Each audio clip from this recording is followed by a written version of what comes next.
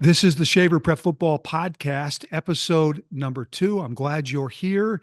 I'm Randy Shaver. I worked 41 years at Care TV in the Twin Cities TV market. I love prep football. Did a show called the Prep Sports Extra for 40 years. Prep football is a passion of mine, and this podcast will center on Minnesota high school football. My goal is to make it broad enough to appeal to not just players and coaches, but fans and boosters and community as well. We will talk to the playmakers, we'll talk to the keepers of the game, but we'll also talk to former great football players or current great football players that played in Minnesota and for Minnesota. And so we hope to cover a lot of bases during the course of our podcast. For example, in a few minutes, former Eden Prairie star, former Gopher star, and current Minnesota Vikings linebacker Blake Cashman will join me to talk about his football journey, which is still very much going right now. But first, two quarterbacks in Minnesota are stealing the headlines. Two junior quarterbacks, Mason West of Edina and Nick Kinsey of Stillwater, both being highly recruited Division I to play college football. If you're a quarterback in Minnesota, pay attention to these two guys because they're pretty special. Mason West and Nick Kinsey.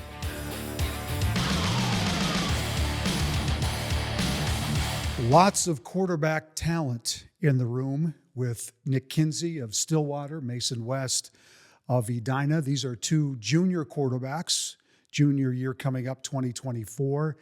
Both had great sophomore seasons. Both are heavily recruited right now. Thanks for being here, you guys. I know that two-a-days are underway. You guys are beginning that process of your junior year.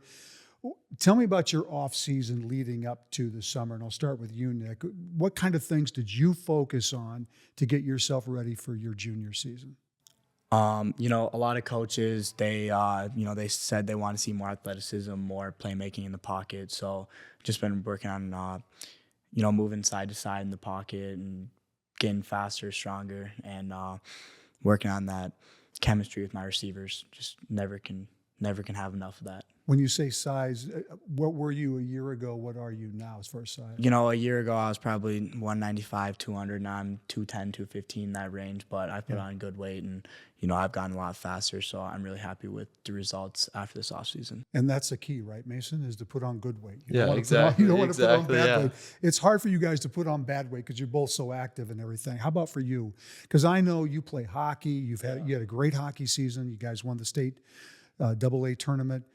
For football right now, what are the things that you worked on as you head into two-a-days? Right now, obviously, it's like there's a lot of people like busy during the summer, like wide receivers. So it's like, for me, it's like important to at least throw like 2 or 3 times a week with like, even if it's like one receiver or like 2 receivers, just to get that like connection. And like with the team, like make sure to like go to lifts and just like lifting as a team, building like a chemistry. Because we had like a lot of guys leave. Yeah. So like, and like they were like huge parts of our team last year. So it's kind of like, you got to build that chemistry throughout the summer so it leads into like the season. I know that you, because you play hockey and football, that you, in the summer, you do both, right? You train both. Tell me your schedule on a typical day in the summer. Typical day is probably wake up, have football practice from like 8 to 10. Then I usually lift from 11 to 12, and then hockey around like 1 or 2. And then either skate again at like 7 or 8 or just relax and recover. Is it fair to ask which sport you like most at this point? It's kind of 50-50. I don't really know. I like them both kind the of same. whatever the season is. Yeah, maybe? exactly. Yeah. How about you physical from a year ago? How are you different? Put on some weight, grown a little bit? What would you? Yeah, for sure. I was probably like 190, like 6'2", 6'3". Now I'm like 6'6", about like 215. Wow. So it's been a good growth period for you. For sure. Yeah. Both you guys are being recruited Division I. If you go on their X accounts, you can see some of the teams that are recruiting you. Nick, give us a short list of some of the teams that have either they've offered you or they're looking at you hard. I have 6 offers right now. I have Ole Miss, Georgia Tech, UConn, Central Michigan, Miami, and and then, yeah, I forgot the other one. I'm Okay. sorry. But, Yeah. but yeah, I talked to Georgia Tech, and talked to Georgia Tech, Duke, Central Michigan, Coastal Carolina. I talked to them the most actively, and I talked to Ole Miss a little bit as well. So. Did you go to camps this summer where they got a chance to see you, or does that come next year? No, I've been going to camp since I was, in 8th grade. So 8th, 9th, 10th grade, I've gone to camps, and that's kind of how you get out there as a Minnesota quarterback. It's tough. They don't love Minnesota quarterbacks, Minnesota skill guys. So you really got to put your name out there and really go on their recruiting tour. I've said that before, that the arms and the legs, usually if you're a Gopher fan, normally the arms and legs come from outside the state. It's the beef that stays in the state, right? The linemen that stay in the state. How about for you? What's your recruiting situation look like? Yeah, for me, I have 3 offers right now. It's Kent State, Marshall, and Miami of Ohio. So those are the 3 offers. And then other schools that I'm like talking to are just like Wisconsin and Minnesota and like Kansas. And I've been to like all their camps over the summer. So yeah, those are some. How did those go? And did you get a feel for where you might fit? Yeah, I've never really been to like a whole lot of camps. I just started like this year, and like even like the campuses were all different. And like my parents kept asking like, what'd you like? And like they're all like different. It's like weird because like Kansas it's like hilly, Wisconsin's like more city like. But like I liked Wisconsin a lot too. It was like super cool. I had a little feel for them. But yeah. So how does hockey play into your recruiting process? Because I assume you're going to be recruited for hockey as well. Yeah, obviously it's like a little difficult. Like there's a lot for both. But you kind of just got to sort it out. And just like for me, it's kind of just like developing right now and just like playing both as long as I can. Because I feel like hockey makes me a better football player and football makes you a better hockey player. So as you guys head into your junior seasons 2024, do you set personal goals? I know everybody wants to win state. I get that. But personal goals that you guys, in your mind, maybe based off of last year and how you did, but some either a yardage number or touchdowns to interception ratio or something. Nick, what would you say as you look at 2024? Like you said, the main goal is to win state.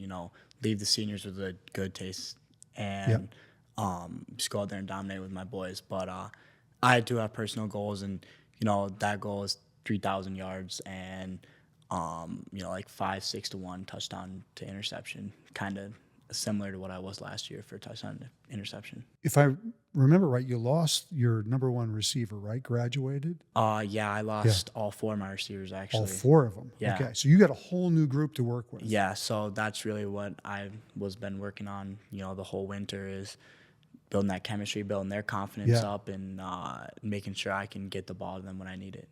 Is that a little bit frustrating when you're with a group that doesn't quite have that experience? It's not frustrating. It's just, you just have to keep in mind that, these guys, they don't really have, that varsity experience, but that I trust them and I know they're going to get the job done when I need them to, because if I put the ball in the right spot, then I have the trust that they're going to make the play that I need them to. In contrast to that, you've got Meyer. Yeah, exactly. Yeah. Who's already committed to Cal, if I'm not mistaken. So you've got a seasoned veteran receiver there. Yeah, that's a guy super that nice. And that's a big thing, right? You got to have trust with receivers. Exactly. Yeah. How about for him? I mean, that chemistry between you and Meyer. Yeah. Well, obviously, like Nick said, like obviously winning a state championship and maybe not getting stuff from the 1 yard line, trying to finish that. But other than that, I mean, some goals are just like give my teammates like a better chance, even if like they're not getting more recruited. Maybe just like if I can help them get like 500 yards, or if they each need like 4 touchdowns, maybe just give them a chance to get that kind of exposure outside of football. For people that don't remember, Edina made it all the way to the 6A state championship game against Centennial, came up short in a very good football game. You guys played against each other last year. Do you remember? You got hurt, I believe, in this game, right? Against Edina? The first one, yeah. In the regular season. Week 7, yeah. I got a concussion. What happened? Concussion? Yeah, first drive of the game. Were you trying to run and you shouldn't have been running? Actually, it was... Because I know Bo LeBoer is like, don't run, man. Don't do that. Yeah, he's not a big fan of me running, but this year, I feel like a lot's changed, so he'll be okay with that. But it was third and 10, and outside backer came. He hit me. He spun me on the ground, hit the side of my head in the turf, and tried to go drive after that, but just wasn't in it. Yeah. You missed a game, then you came back, finished the season. Yep. You guys played again in the postseason, And, right? Yeah, section And championship. you guys got that one Yeah, in we too. had a good game. Yeah, state quarters, they jumped on us, and you know, they yeah, that's what happened. I mean, it was just some unfortunate stuff, and they were a good team last year, and they're gonna be a good team again this year. So it'll be fun. Week 7 again. Well, here's the good news. Thursday night, October 10th, you guys meet again. This will be at Edina in the regular season.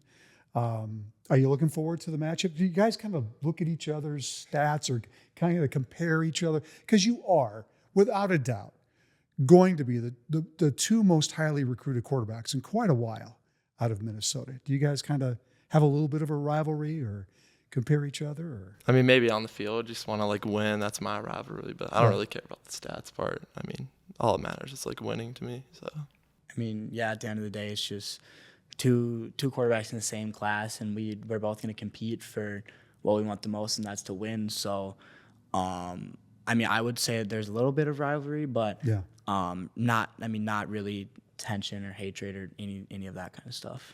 And the good thing is you guys are so early in your football journey. I mean, you've just really kind of started, right? I mean, I know you played youth football and all those things, but you both started sophomore year. You both played great in your sophomore season, and now here you are in your junior season. And a lot of people say it's the junior season that kind of makes or breaks a potential Division I prospect. Would you agree with that? And then how much pressure do you put on yourself because of that? Yeah, well, I mean, obviously junior year is like a big year because if you don't have like a lot of years, it's kind of like, especially getting recruited in like Minnesota, it's hard to get like film and like talk to like different coaches if you don't have like enough film. And like junior year kind of helps too. I mean, I don't put a whole lot of pressure on myself. I mean, I think things will obviously work out for itself if you just buy into the process and keep working hard. I think you don't have to worry about all the other stuff. I think everything will work out for itself. How about for you, Nick? You know, all the coaches, they kind of say, you know, hey, like the junior season, like that's the one, like it's kind of go time. So I have a little bit of a different mindset. It's just like, you know, I've been stressing myself all winter and all spring, like, you know, everything the coaches have said to me and everything that my team has said to me about, you know, what I can do better. And so I put some pressure on myself, but not enough to like break me or anything. But it's got to be a good year, and just got to go out there and compete and do my thing. What's the best advice a coach or a mentor ever gave you that maybe is stuck in your head as you keep moving forward in your football journey? You know, it's not really words of help, but it's something I can do better, and that's something Chip Lindsey from North Carolina said to me was, you know, like, hey, we want to see you get faster, we want to see you get more agile, and we want to see this and this, and that's kind of just stuck with me and like helped drove me just through this offseason and to compete and grind. How about for you? Yeah, I'd say my wide receiver coach, Kyle Folks, kind of gave me like a little words of wisdom or some advice from last year and following into this year. It's just like trust yourself, because last year, I mean, coming in as a sophomore, I was a little more nervous, hadn't played a varsity game yet, and you just told me to keep trusting myself. And then once I kind of like learned that and like kind of listened to him, it kind of helped me play better. And I think that's something that really helped me last year. There are young quarterbacks who are watching this, quarterbacks that are freshmen, sophomore, juniors who are, you know, in the beginning of their journey. What's the one thing you learned about this position and about you guys, that some advice you can give them, things to think about, to work on, to focus on? What would you say to young quarterbacks? Yeah, well, I say everyone can kind of throw, but everyone can't like read a defense so well. So I'd say spend more time on like the mental game, learning like defenses, learning how to kind of find open spaces on the field, find like quick 5 yards to get a first down, or just like the mental aspect of the game is honestly probably more important than the physical aspect. And that's not necessarily the fun part of football, right? Yeah, that's the reading the film and understanding. Yeah, it takes time. How about you, Nick? You know, one thing I'd tell all the young quarterbacks ever is just you got to be composed out there, and you got to know that you're the man on the field and everything runs through you, because if your quarterback isn't good on your team, then it's not going to be a very successful team. You know, that guy needs to be the leader. That guy needs to be vocal, and he needs to lead by example. And like what Mason said too is like the coverage part. You know, I spend a lot of hours during the off season on just watching film of NFL, even Madden. Madden helps a lot. That's what my coaches tell me is, you know, they say just look at coverages on Madden, and I load up a game and I just play. You know? Yeah. Well, the college game just came out, and so theoretically, in 2 years, 3 years, you guys could be in that college game. Now, how crazy would that be if you end up part of the game? And I mean, I think that's crazy. Like, that's like to be playing with these guys and then think about like, wow, like these like kids could be looking up to us one day. Like, that's crazy to me. Yeah. How about you? Are you a gamer? Do you play those? Yeah, I feel like my overall probably wouldn't be too high the first year, so might not play too good, but it'd be fun. I've always dreamed of that. Yeah. Well, I appreciate you guys coming in.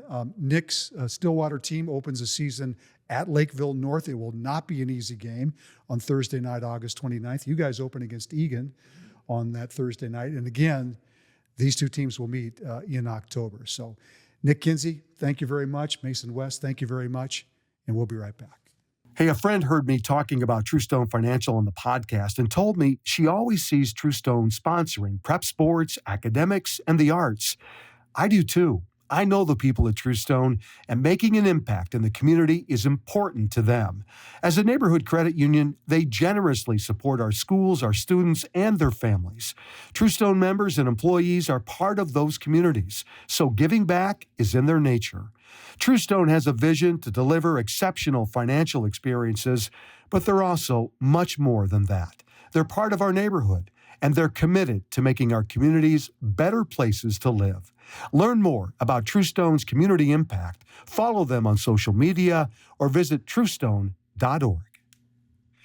Vikings linebacker Blake Cashman joins me now. He has kind of come full circle, Eden Prairie to the Gophers and to the NFL, and has found his way back home to Minnesota to play for the Vikings. Blake, you're in the middle of training camp. Your first preseason game is Saturday, August 10th against the Raiders.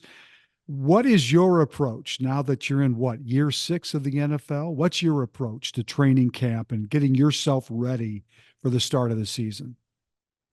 Well, going into year 6, I think every year, gets a little easier in terms of handling it mentally.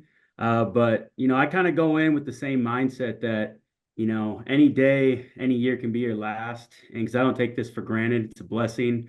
I remember my special teams coordinator, who I had a really great relationship with when in New York when I was drafted there. He told me that no matter what year you are in your career, no matter how confident you are in your performance over the years, always keep, that, tickle on the back of your neck that like, this could be it for me. So, I approach every day with the mindset that, I want to put my best foot forward and make myself better, make my teammates better, because at the end of the day, iron sharpens iron, and we all want to be out there competing to create the best football team that the Minnesota Vikings can have. For those that don't know, Blake was drafted by the New York Jets in 2019 in round 5, played for the Houston Texans. You had a breakout year last year. He had a fabulous year, over 106 tackles and 9 tackles for losses. It ends up giving you the opportunity to sign a pretty good deal with the Vikings, a 3-year contract. What has this NFL journey been like? We'll talk about EP and the Gophers in a second, but just this NFL journey for you, what has it been like?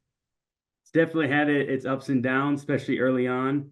But over the last, 2 years going into this third year, like it's been like a second chance almost for me. I feel like, I've been able to figure out what my body needs to keep me available out there on the field and playing every Sunday.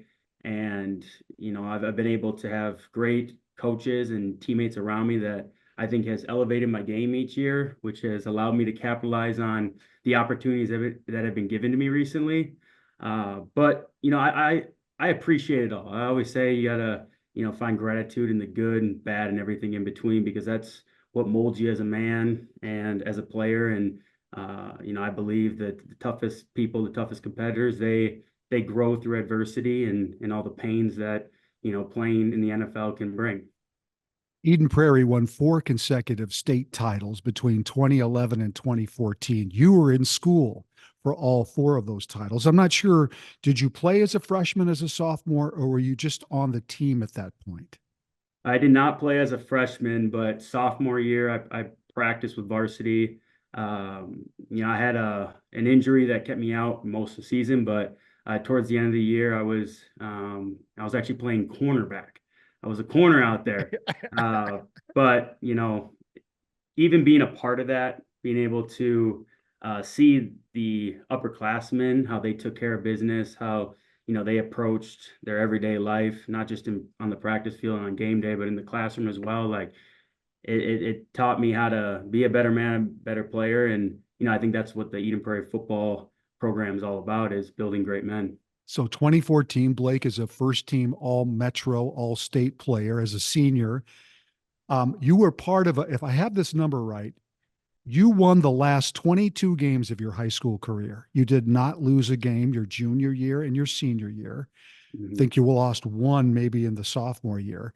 And then they went on and won 10 more games after you left. So they had like a streak of about 32, 33 wins in a row. What was that like at Eden Prairie? Because that's kind of like the pinnacle of where Mike Grant took this program back in the mid 210s, 211, 212, in that range. Well, I think everybody that has been through that program or has been a fan of it in the community, like that's what was expected. We always talk about in Eden Prairie, there's a standard that has to be met every day, and you have to show up and be prepared to meet those expectations. So Mike Grant's done a great job. That entire coaching staff, still have great relationships with a lot of them today. And even though I've been removed out of high school now for like a decade, I still tap into their games, follow their scores and stats, and cheering them on every Friday. What's the best advice that Mike Grant ever gave you as a player? I would say he's got a lot of great lines, great stories on just what it takes to be a great young man. But I just said it earlier, like the program builds young men, and that's what he always speaks on. But he always tells players, even from a young age, when they're in the football EP football association, the youth association, that you have to live your life at a championship standard. Football is a privilege. So if you want to play in this great program, like you have to earn that every day, do the right things in the classroom, in the community, be engaged with your family, friends, all that, because football can be taken away from you at any moment. And like I said, you can't lose sight that, it is a privilege. So don't take it for granted. He also likes to have a lot of fun. One of his favorite lines to me was, "We've never won a warm up." You're not like organized. Everybody's lined up. You've never won a warm up, but obviously the games are different. In practices, I've been to a few EP practices with Mike. He is very low key, laid back. His staff is such a veteran group of guys. They know exactly what they're trying to accomplish. How did you find those practices? And then kind of compare that to where you are, where you were with the Gophers and where you are now at the NFL. It's funny because the way we practice at Eden Prairie is more similar to how the NFL practices are than really college. Yeah. But he carries that same approach that they have in the NFL, the philosophy that, a healthy team and the team that has their players available is going to be a better team and a team that goes far late in the season. And, from my experience in football, that has always remained true. But he takes a lot of pride in his team knowing what's going on the field, being students of the game, and he wants those teams, every team he coaches, to be player led, because if coaches are leading or nobody's leading, you're not going to have a very good football team. It all starts in that locker room. So how do your EP buddies feel about you not being a West Side guy anymore?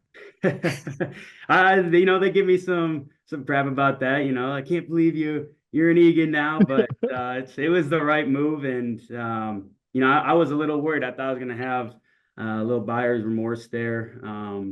But I've been happy with my decision to be over here. It's, makes that work life You're a lot close to easier. work, right? That's Yes. what it's all about. You're not like any other person that wants to be close to work, so it all works out. Um, Talk about the Gophers for a second, because one of my memories of you, I want to say it was your last season. It was against the Badgers, and you guys won the Axe, but you got tossed from that Mhm. game. Tell that story, because am I correct about that? Yeah. You didn't finish the Axe game. I think it was the only trophy game you won It was. at Minnesota. Yeah. You know, it's always probably the game I'm most excited for every year when I was at Yeah. Minnesota. And, um, I was playing a lot of defense, but they loved having me on punt and actually lined me up, like kind of split out from the formation. I guess in NFL terminology, you consider that like a gunner, Yeah. Right. and beat the guy right off the ball. I kind of peeked my eyes up, and I'm like, this guy he ain't fair catching. So he was a little returner, quick returner, but he squatted down to catch the ball. And I did duck my head a little bit, but I didn't make helmet to helmet contact. My Yeah. left shoulder pad went right through his face mask, and it was, a bang bang play, and they threw the flag, said it was targeting. And then I immediately am just sick to my stomach. I'm like, it Oh never no. really ever gets overturned. Well, So yeah, I'm because it was pleading. reviewed, right? It It was was. reviewed. Yeah. And I was pleading my case to the official, like trying to explain that I never made contact with my head. I pulled Yeah. my head off to the side and used all my left shoulder. And they reviewed it for a while. And then Fleck and the head official came over. They're just like, sorry, kid, you're out of here. Oh boy. And I was just That's crushed because tough. I felt like it was a game we were controlling, and it was a game in a year that we had a really good opportunity to not only win but dominate Wisconsin, and I want to be out there for that. And the worst part about it is when they threw me out the game, they didn't let me watch it. So Yeah, because you had to go like off in the locker room or whatever, yeah, and right? they had no TVs and no cell reception, nothing down there. So I had to take this plastic chair, sit at the end of the tunnel. All I could see was about a third of the scoreboard, and that's how I had to watch the second half of the football game. They had a security guy down there making sure I didn't cross this certain line. Well, But tell me you got out there to celebrate. oh, I did Oh because yeah. he he told me you cannot go on the field because we were up, I think like 2 or 3 scores something down. The game's over, Yeah. and he told me I cannot go on the field until that clock hits zero. Well, at about I think 12 seconds left in the game clock, we started clearing the benches and going to get the axe. Yeah. I was like, screw it. I remember I think I tossed the chair like at him, and I just started sprinting down the tunnel and made Oh sure I man. got right in the middle of that circle so I could get my hands on the axe to cut down the goalpost. That's awesome. I do remember all of that happening, and I remember that there was quite the conversation about that hit, because it certainly was a shady call, I guess, more or less. There's high school football players and coaches who are watching this as their season begins. What's the best advice that you could give a high school football player who's out there right now? They see you, you're in the NFL.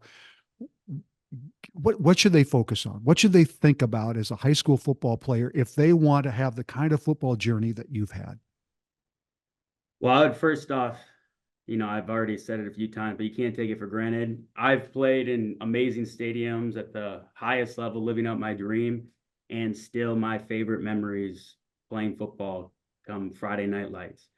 And there's just something special about it, about, growing up in a community, knowing everything about your teammates, their families, and just all the years of growth that you guys and your teammates have shared together to get, to that special Yep. senior season.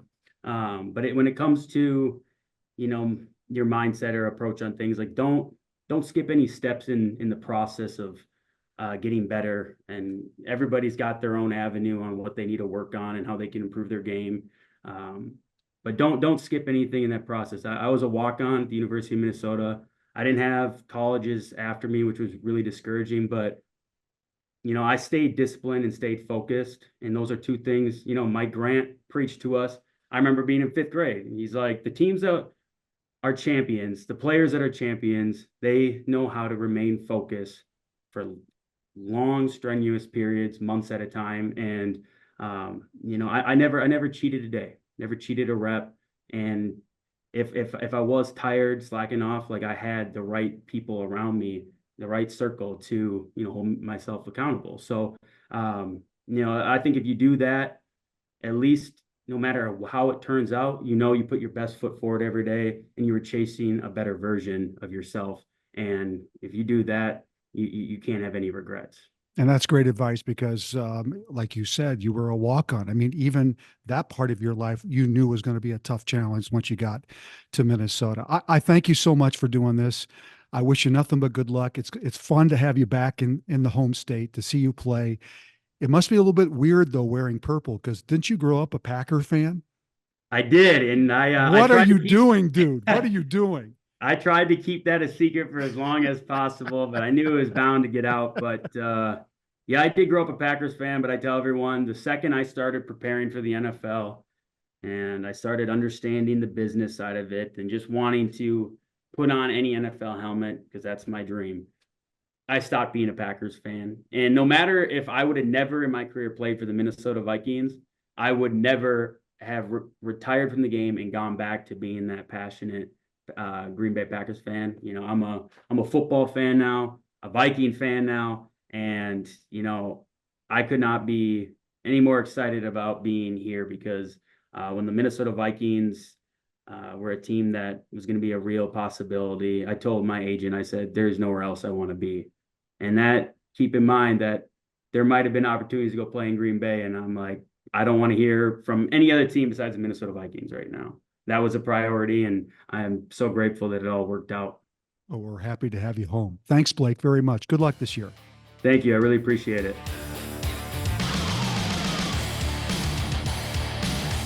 My thanks to Blake for joining us. Obviously, Viking training camp is underway, and they're going to start their exhibition season not too far from now. So Blake is hoping to make a big impact. We're just a few days away from high school football starting in Minnesota. August 12th is the opening day of practice for two-a-days across the state.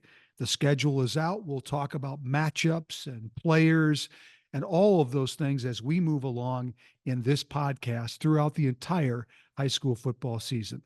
Next week, Detroit Lions Pro Bowl center Frank Ragnow will join us, former Chanhassen football star, and we'll talk about his journey.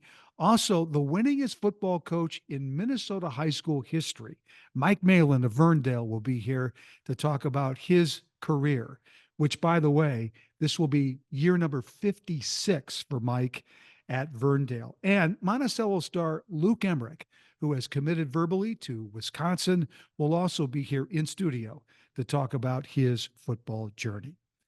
So that's next week. Thanks for watching. For producer Alex Haugen and the rest of the great folks here at Talk North, thanks for watching. We'll see you next week.